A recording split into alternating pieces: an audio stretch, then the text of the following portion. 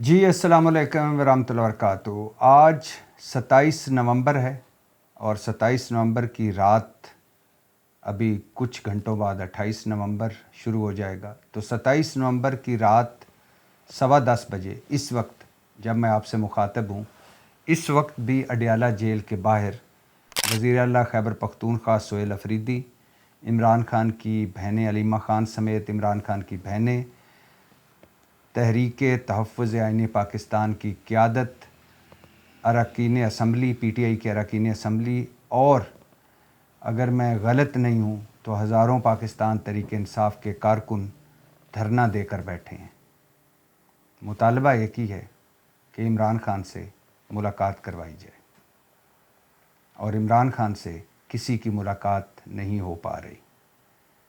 غم، غصہ، ضد اتنا بڑا ہو گیا ہے کہ آئین، قانون، بنیادی انسانی حقوق، اخلاقیات، ماؤں بہنوں کی عزت، سب کچھ ختم ہو گیا ہے، سب کچھ پیچھے رہ گیا ہے۔ عمران خان سے کسی کی بھی ملاقات ہوئے 23-24 دن ہو گئے ہیں، مطلب ایک مہینہ ہونے کو آیا ہے۔ عمران خان کہاں ہیں، کس حال میں ہیں، صحت کیسی ہے، وہ مکمل تنہائی میں ہیں یا روٹین کے مطابق جیل میں زندگی گزار رہے ہیں، سب کچھ نارمل انداز میں چل رہا ہے یا کچھ اب نارمل ہے، کچھ پتہ نہیں ہے۔ عمران خان کے بارے میں بھارتی میڈیا اور کچھ بین الاقوامی میڈیا کا کچھ حصہ جو کچھ کہہ رہا ہے، اللہ کرے وہ ٹھیک نہ ہو اور ٹھیک نہیں ہوگا، لیکن یہ کیوں کہہ رہا ہے؟ کیونکہ عمران خان سے کسی کی ملاقات ہی نہیں ہو پا رہی، اور جب کسی سے کسی کی ملاقات نہیں ہو پاتی تو طرح طرح کے خدشے، طرح طرح کے وسوسے اور طرح طرح کی تشویش پیدا ہونا ذہنوں میں، دلوں میں، یا پارٹی میں، یا ملک کے اندر یا ملک کے باہر، یہ ایک فطری عمل ہے۔ دو مناظر ہیں، ایک کہ جب منگل کا دن عدالتوں نے، عدلیہ نے، جیل حکام نے، حکومت نے اور پی ٹی آئی نے مل کر منگل کا دن طے کیا ہے کہ منگل کو عمران خان سے عمران خان کی فیملی ملے گی، وکلاء ملیں گے اور پارٹی کے وہ لوگ ملیں گے جن کی فہرست پاکستان تحریک انصاف کے وہ 4-5 لوگوں پر مشتمل کمیٹی اڈیالہ جیل کو دے گی، جو ملاقاتوں کی رابطہ کار کمیٹی ہے، تو ان سے منگل کے دن ملاقاتیں عمران خان سے کروا دی جائیں گی۔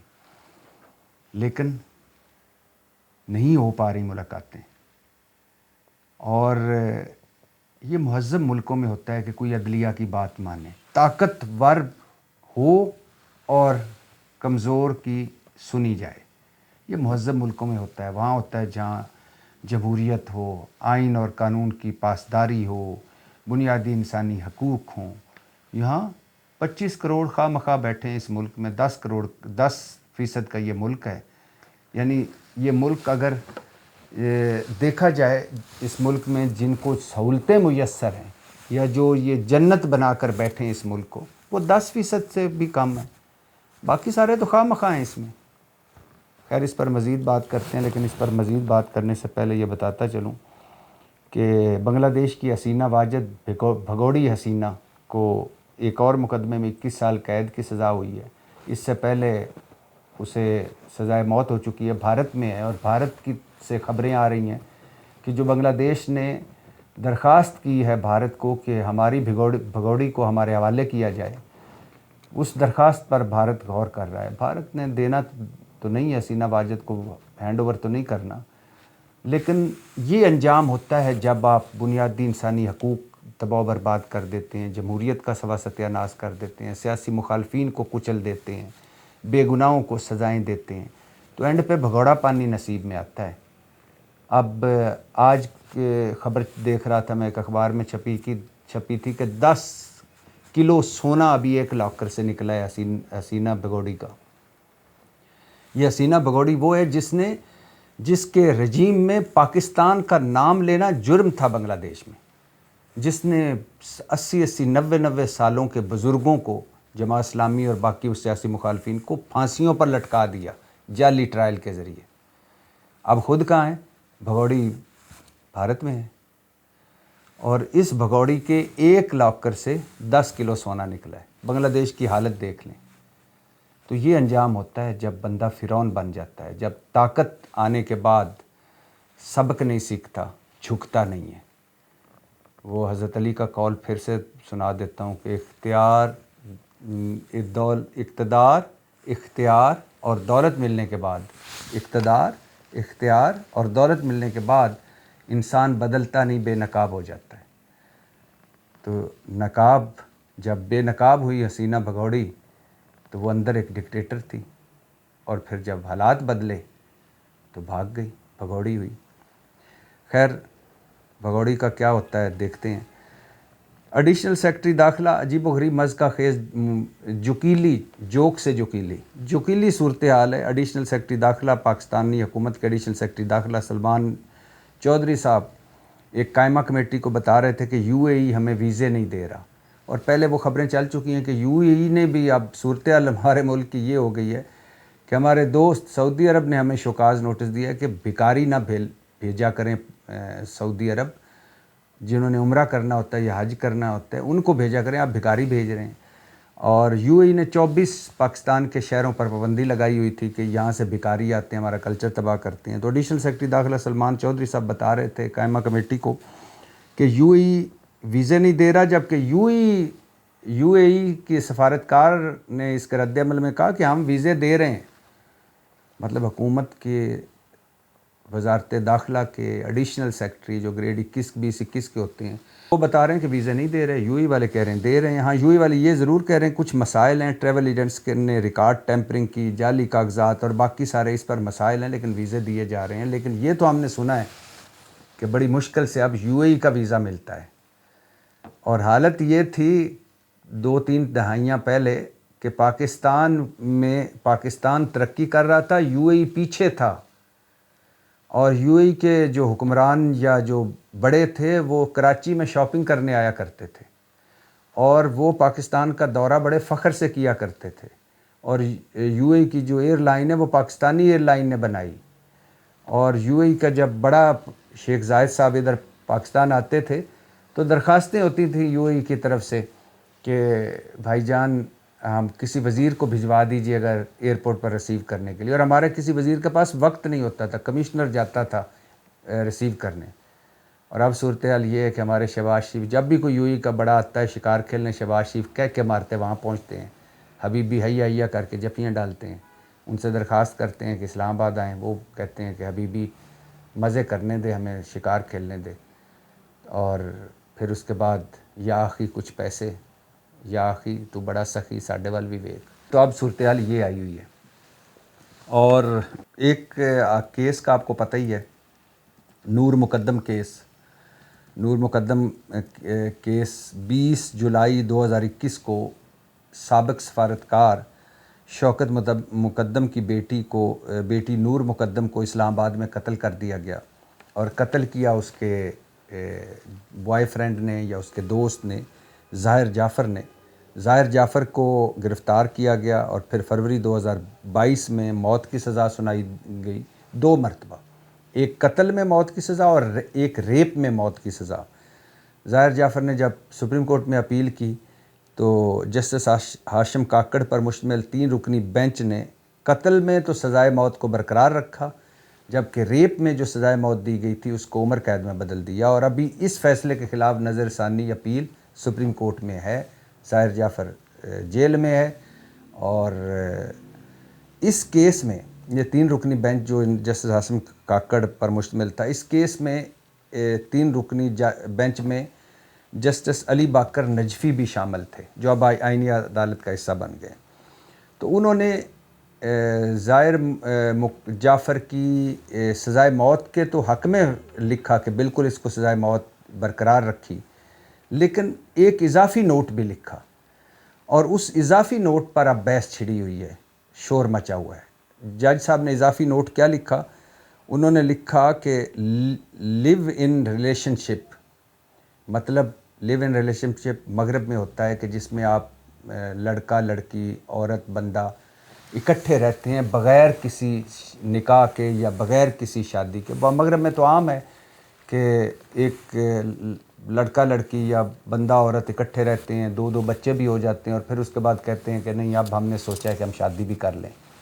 تو لیو ان ریلیشن شپ جج صاحب لکھتے ہیں کہ جس میں وہ ایک طرح سے نور مقدم اور ظاہر جعفر, جو ظاہر جعفر نے اپنے 342 کے جو ملزم ہے, اس مرکزی ملزم ہے, اس نے 342 کے بیان میں کہا تھا کہ میں اور نور مقدم لیو ان ریلیشن شپ میں تھے, مطلب ہم اکٹھے رہ رہے تھے بغیر نکاح کے یا بغیر یا ہم یا اس طرح کا ہمارا ریلیشن شپ تھا. تو اس پر جائز صاحب نے لکھا ہے کہ لیو ان ریلیشن شپ نہیں ہونا چاہیے, یہ معاشرتی بگاڑ کی ایک وجہ ہے اور اسلامی تعلیمات کے خلاف ہے, یہ تصور معاشرے کے لیے انتہائی خطرناک ہے. اس پر بحث چھڑی ہوئی ہے کہ جائز صاحب کو یہ نہیں لکھنا چاہیے تھا, اور کہا جا رہا ہے کہ جج کا کام اخلاقی نوٹ یا لکھنا نہیں یا درس دینا نہیں بلکہ فیصلہ دینا ہوتا ہے. میں حیران ہوں ان لوگوں پر کہ جو کہتے ہیں جج کا کام اخلاقی درس دینا نہیں یا درس دینا نہیں بلکہ فیصلہ دینا ہوتا ہے. کیا غلط کہا ہے جج صاحب نے؟ کیا آپ اس معاشرے میں, آپ کا مذہب, آپ کا معاشرہ آپ کو اجازت دیتا ہے کہ کوئی لڑکا لڑکی لیو ان ریلیشن شپ میں ہو بغیر کسی نکاح کے یا بغیر کسی شرعی ایگریمنٹ کے؟ کیا جج صاحب نے کیوں نہیں لکھنا چاہیے تھا جج صاحب کو؟ جب جج صاحب یہ لکھ رہے ہیں, یہ فیصلہ دے رہے ہیں کہ ملزم ظاہر جعفر جو ہے اس کو سزائے موت ہونی چاہیے کیونکہ اس نے نور مقدم کو قتل بھی کیا, ریپ بھی کیا, لیکن یہ لکھا یہ بھی صحیح ہے کہ اس طرح کے ریلیشن شپ کا انجام یہی ہوتا ہے جو ہوا, یہ نہیں ہونا چاہیے, یہ معاشرتی بگاڑ ہے, یہ ایک طرح سے اسلامی تعلیمات کے بھی خلاف ہے, معاشرتی بگاڑ بھی ہے, اور یہ تصور معاشرے کے لیے انتہائی خطرناک بھی ہے. اس سے کوئی سبق سیکھیں.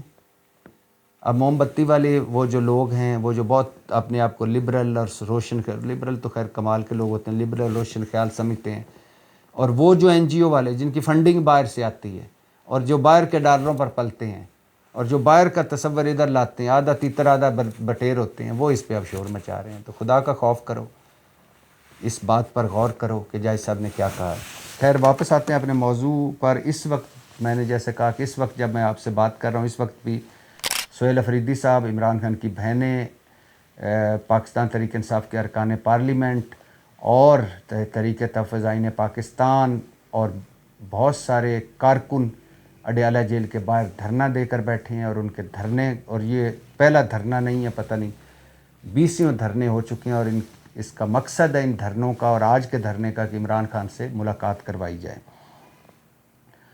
کچھ بھارتی اور افغانی میڈیا اور کچھ بین الاقوامی میڈیا میں طرح طرح کی افواہیں چلتی رہیں کہ عمران خان کی صحت ٹھیک نہیں, عمران خان سے بدسلوکی کی گئی ہے, عمران خان کو اڈیالہ سے شفٹ کر دیا گیا ہے, عمران خان کی زندگی خطرے میں ہے, اور کچھ نے تو خدا نخواستہ یہ بھی افواہ پھیلائی کہ عمران خان اب زندہ نہیں رہے. مجھے پتہ ہے کہ یہ ٹھیک نہیں ہے, اللہ کے فضل و کرم سے وہ زندہ ہیں, لیکن میں مجھے یہ سمجھ نہیں آ رہی کہ کیا یہ اس نظام میں اب پرابلم کیا ہے, کیوں نہیں سہیل افریدی کی ملاقات کروائی جا رہی, کیوں نہیں عمران خان کی بہنوں کی ملاقات کروائی جا رہی, کیوں عمران خان کو اس طرح رکھا ہوا ہے. کیا ہر بندے کو اس کی اوقات بتانا ضروری ہے؟ کیا یہ بتانا ضروری ہے کہ تم اس قابل بھی نہیں ہو کہ تمہیں اگر عدلیہ کا حکم نامہ بھی, عدالت کا حکم نامہ بھی ہاتھ میں ہو کہ عمران خان سے ملاقات کروائی جائے تو پھر بھی ملاقات نہیں کروائی جائے گی؟ میں حیران ہوں اس مائنڈ سیٹ پہ, اس سوچ پر. ابھی ایک خبر چھپوائی گئی ایک بڑے اخبار میں, جب یہ خبریں چلی نا کہ عمران خان کی ہو سکتا ہے زندگی خطرے میں ہو, یا وہ زندہ ہیں کہ نہیں ہیں, یا ان سے بدسلوکی ہوئی ہے کہ نہیں ہوئی ہے, تو ایک بڑے اخبار میں خبر چلوائی گئی کہ عمران خان باقاعمی و ہوش و حواس میں ہیں, صحت مند ہیں, اپنے سیل میں ہیں, اور معمول کے مطابق زندگی گزار رہے ہیں, ورزش بھی کر رہے ہیں, واک بھی کر رہے ہیں. اور بدھ کی شام کو عمران خان ایک مزے کے ڈنر سے بھی لطف اندوز ہوئے, بھنی مچھلی کھائی اور مرغ کا سوپ پیا. میں تو کہتا ہوں اللہ کرے یہی ہو. تو بھائی جب یہ ہے, عمران خان صحت مند ہیں, عدالت اور اڈیالہ جیل اور پاکستان تحریک انصاف کے درمیان یہ طے پایا تھا کہ منگل کو عمران خان سے ملنے دیا جائے گا، تو پھر کیا ضد ہے، کیا غصہ ہے، کیا انتقام ہے کہ جو آپ کی ضد، غصہ، انتقام قانون، آئین اور اس اخلاقیات، اصول، منطق، اس سب سے بڑا ہو گیا؟ اور کیا نکلے گا اس سے؟ اور کیا کس وہ کہتے ہیں ایگو کو تسلی مل رہی ہے، یا کس وہ ایک طرح سے کون سی سیٹسفیکشن ہے اس طرح کے کام کر کے؟ کیا ملنا ہے؟ جس نے بھی کیے ہیں اس کو اینڈ پہ خسارے کا سامنا کرنا پڑا ہے۔